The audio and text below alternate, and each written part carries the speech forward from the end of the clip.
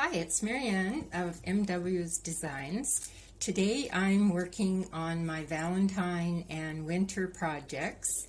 So part of that process is making my sweetheart cookies, and I will be cutting out heart shapes and snowflake shapes.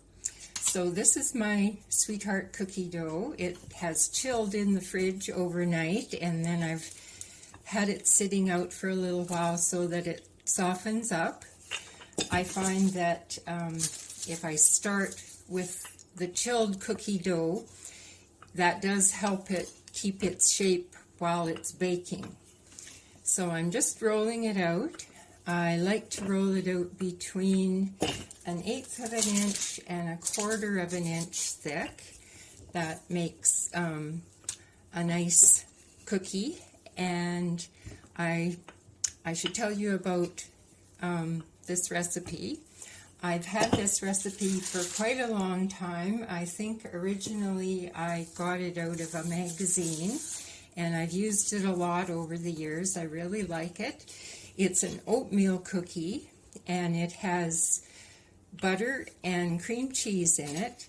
So I think that combination makes it such a tasty cookie. Just about everybody that I serve these cookies to really likes them a lot. So I'm just about ready to start cutting out the shapes. That looks good. So I'll do a few of the bigger hearts. That's my oven getting up to temperature. I bake these cookies at 400 degrees Fahrenheit for 10 to 12 minutes, and I watch it at the end so that I make sure that it's just the right amount of toastiness on the bottom.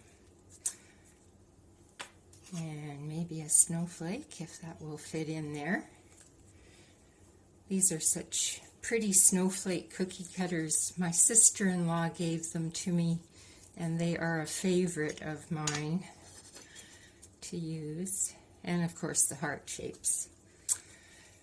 After these cookies are baked, I'm going to be decorating them with colored icing, and I will be taking pictures of them to use in my special projects, which I will be posting later on.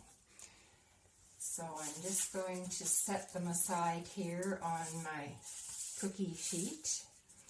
Now, I like to line my cookie sheet with parchment paper, and the reason being it helps the baking process in that it evens out the heat on the bottom of the cookies so that they toast nice and evenly on the bottom. And also, when you use parchment paper in your baking, it makes the cleanup a lot easier. So these are my cookies on the cookie sheet, and I don't know where I got this idea from, but I read or heard that you should dampen the parchment paper, so partly that helps it stick down, but I don't know why else you're supposed to dampen it. Anyway, these cookies will bake, and I will be back in a later video to show you the next step in this process. So see you soon. Bye-bye.